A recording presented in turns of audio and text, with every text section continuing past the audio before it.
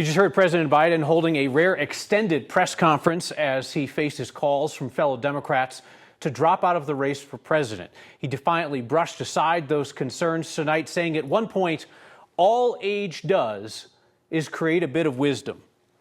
At times, what you heard there from the president was a state of denial address, with Biden refusing to acknowledge what Americans have been witnessing with their own eyes, that he's not as sharp as he was when first elected to the job that harshly ages every occupant of the White House. More House Democrats called for Biden to leave the race today. Now, certainly, the dam has not yet burst in that regard. But NBC News reports today that even members of Biden's campaign team are saying that they don't think that he can win, after that disastrous debate performance that has Democrats publicly and privately saying that Biden's decline is now so obvious that his party should move on to another candidate. Tonight, Biden told the country there is no sign he's slowing down. The best way to assure them is the way I assure myself, and that is, am I getting the job done? Am I getting the job done? Can you name me somebody who's got more major piece of legislation passed in 3.5 years? I created 2,000 jobs just last week. So if I slow down, I can't get the job done. That's a sign that I shouldn't be doing it. But there's no indication of that yet. None. Biden is doing what Democrats have called on him to do, to go out and do more freewheeling exchanges like that press conference off teleprompter with reporters. He certainly did not have another off-the-rails night of rambling and incoherent answers like he did at the debate, but nor did he have some kind of tour de force performance like his last State of the Union. What you saw there was competent, not spectacular. It's the kind of outing that is likely going to leave a lot of Democrats in Colorado and elsewhere in limbo, with some finding reassurance in the president's performance tonight, others unsettled by every flub. Like when President Biden answered the first question this evening about Vice President Kamala Harris, where he referred to her as Vice President Trump. Look, I wouldn't have picked Vice President Trump to be vice president, but I think she was not qualified to be president. So let's start there. Number one. The fact is that the consideration is that I think I'm the most qualified person to run for president. I beat him once, and I will beat him again. It's also impossible to say that that was an isolated mental mix-up, because hours ago at the NATO summit, President Biden introduced Ukrainian President Volodymyr Zelensky as Zelensky's archenemy, Vladimir Putin. And now I want to hand it over to the president of Ukraine, who has as much courage as he has determination. Ladies and gentlemen, President Putin. President Putin. He's going to beat President Putin. President Zelensky. I'm so focused on beating Putin, we got to worry about it. Anyway, Mr. President. I want to bring in our Marshall Zellinger now to talk about where Colorado's leading Democrats are on whether Biden should stay in the race. Some of them are quite literally hiding from questions. Others are coming out and beginning to go beyond just rote statements of support for Biden, but actually saying there could be a real problem here. So we know Democratic Senator Michael Bennet is out. He said that earlier this week. Senator John Hickenlooper has been dancing around this topic, but now seems to be leaning toward perhaps following Bennett's lead as the senior senator. The one person I would really expect to hear from should be Congresswoman Yadira Caraveo, because if there's any concern of the top of the ticket, her race in Congressional District 8 would be the one that could be impacted the most. That most you competitive. Could see. Yeah, absolutely. And that if for her, she has not said anything other than I think it's going to be up to the voters. Leave it to the voters. That's putting your race at risk.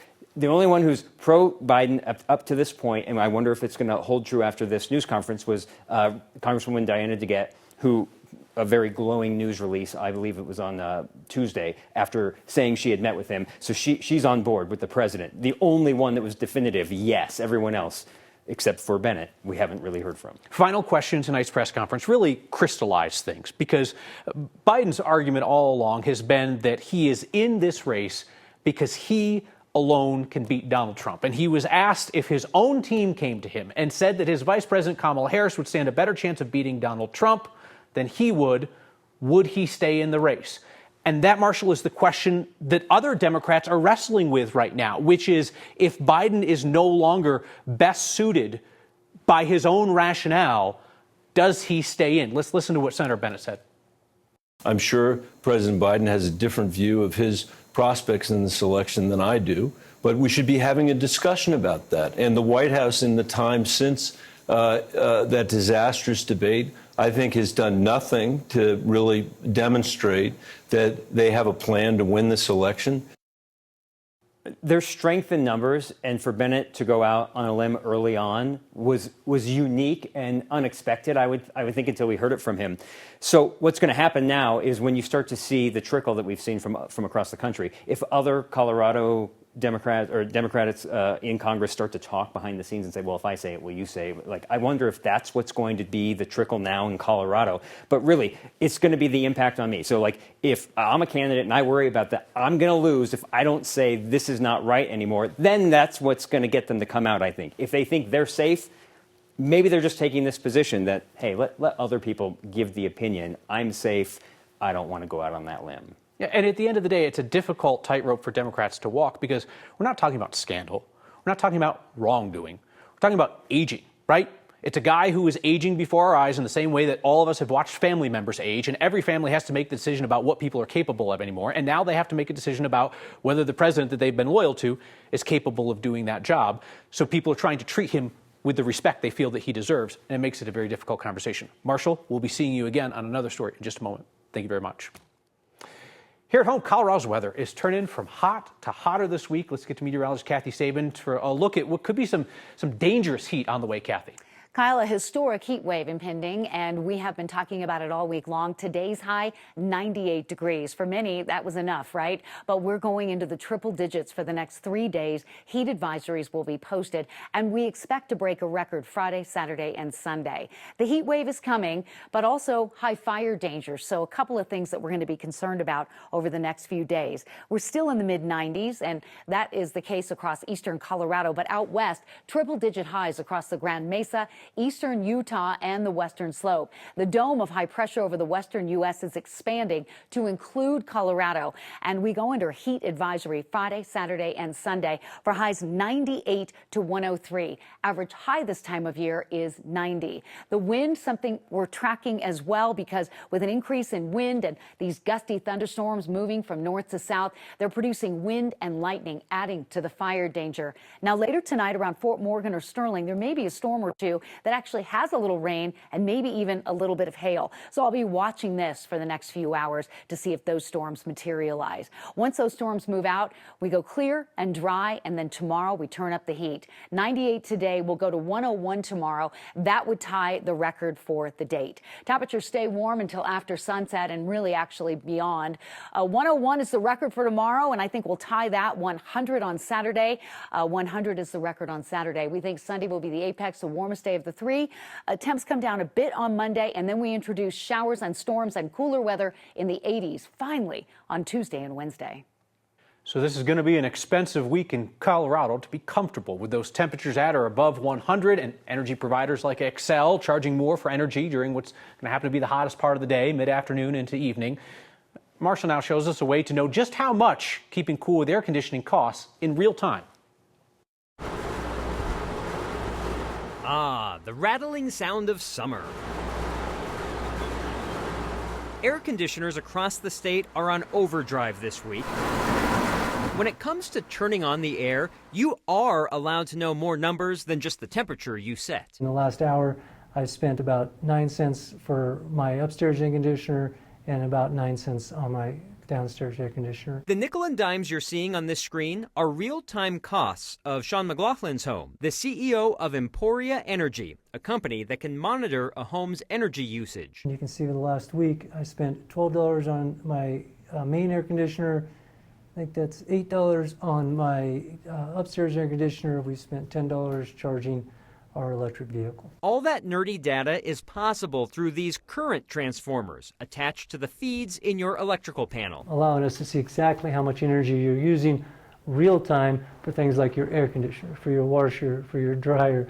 It'll even let you know if you left lights on in your basement or your attic, rooms that you don't visit too often. While your smart meters flash different numbers, none of which show the amount of money you are using in that moment, devices like these can help you make decisions, and also make decisions for you. If my air conditioner turns on, I can pause my EV charger. if my oven turns on, I can adjust my air conditioner a couple of degrees so they're both not running at the same time, limiting that peak energy consumption. And that brings us to the question we have received from viewers for a year and a half. Should I opt out of time of use billing to one flat rate? Sean's company is working on a calculator that will show you what you did pay in time of use and what you would have paid in flat rate. So the rattling sound that you'll hear in the future may be the money you're saving by knowing your real-time costs.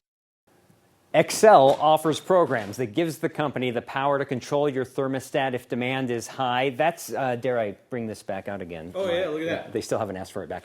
That allows Excel to control what comes in up to this point. What this technology is allows you to control, once it's here, basically to your home. And so then you're in more control of, versus like being at the whim of Excel, even though you can override some of those things that they offer. This is not something that you can just download a free app and point your phone at something. So for people who live in apartments, it may not be as realistic as homeowners.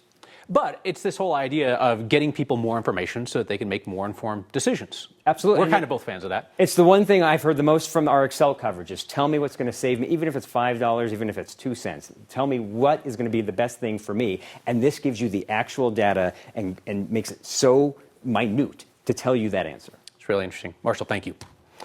Colorado's Libertarian Party is proving that you don't need power or relevance to have knockdown, drag-out fights within a political party. The Colorado branch of the Libertarians is fighting the national party of the Libertarians about who to put on the ballot for president in Colorado. Now, in case you don't follow the ins and outs of Libertarian politics, here's the deal. Back in May, the national party selected that guy, Chase Oliver, to be their presidential nominee. They rejected the option of nominating Robert F. Kennedy Jr. or former President Donald Trump.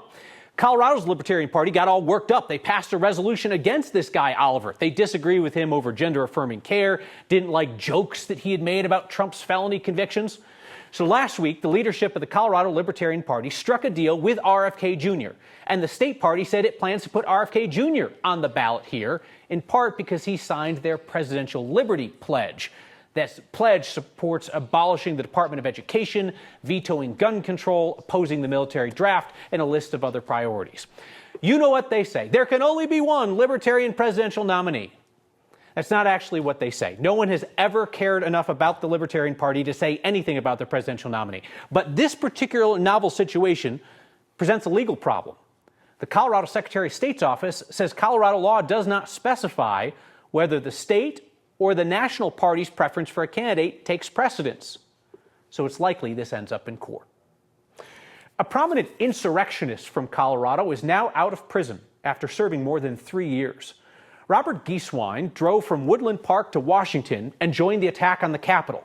Somehow, he knew to come to that peaceful rally with camo, tactical gear, and armed with a bat. Video showed him spraying police with some kind of substance during the attack. Gieswein was sentenced to 4 years in prison. Records show he was released late last month. He'll be under supervised release for the next 3 years.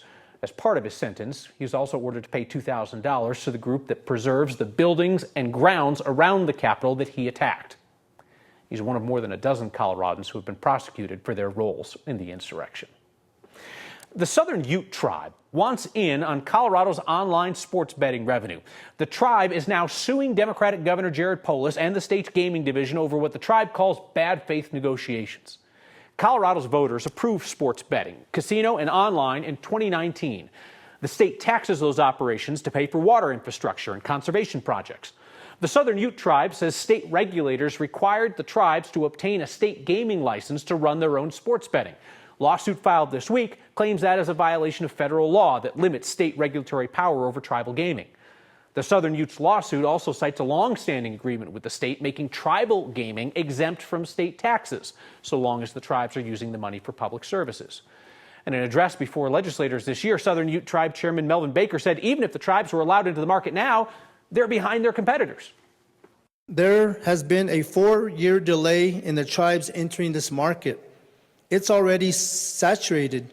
With their monopoly, we simply cannot reasonably break into the sports betting market. And they are not paying tens of millions of dollars every year as a governmental entity to benefit the residents of Colorado like we are. The Southern Ute Tribe is asking the court to declare tribal sports betting legal and to require that Colorado not interfere with their business. Lawsuit comes just a month after the U.S. Supreme Court rejected its challenge to the Seminole Tribe's right to run online sports betting down in Florida.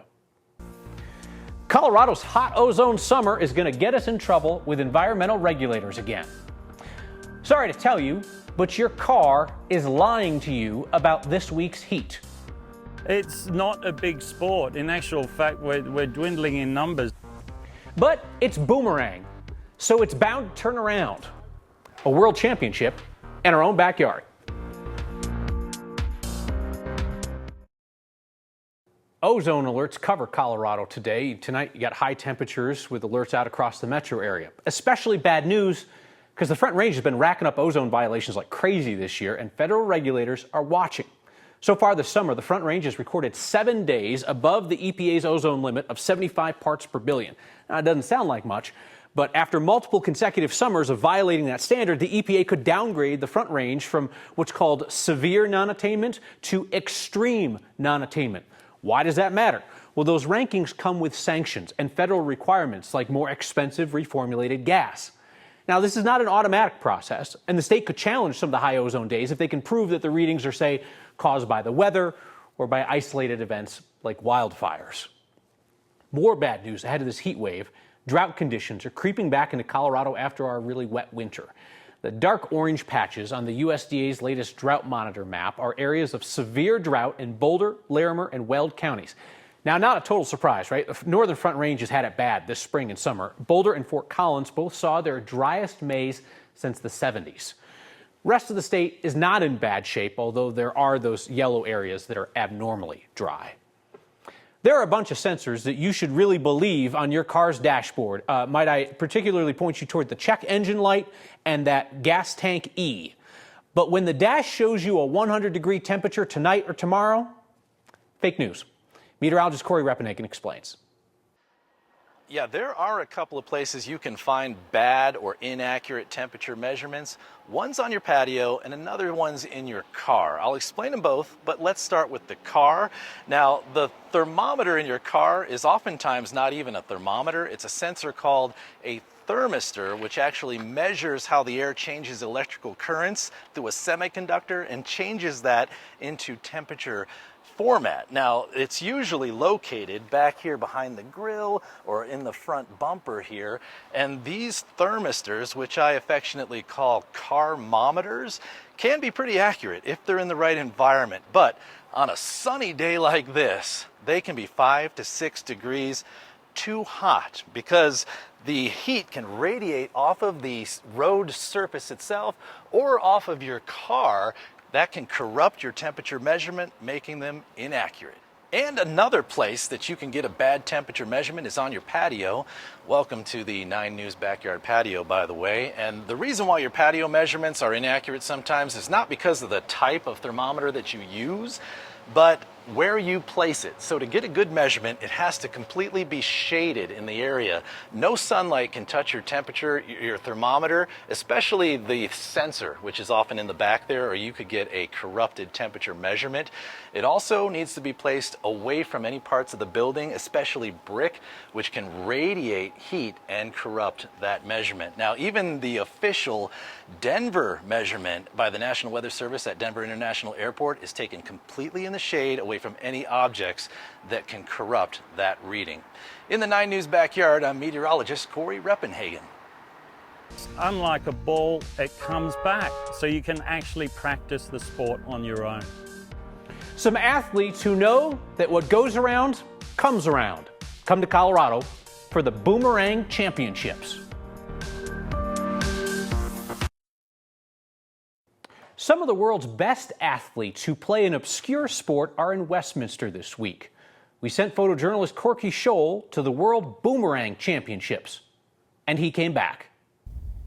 And that beauty of throwing something and it comes back to you. It's just a slight bit of magic. Here we go. Let's make a good throw here. People generally just completely unaware that there is a boomerang sport and that there is a world competition. Ricardo and Willie G. Beggs. Okay, everyone's here. Cool. Today we're doing the long distance competition. He's setting up. Circle's clear. and he's going to throw. We've got about 75 to 80 people that are competing. No, it's a little in front.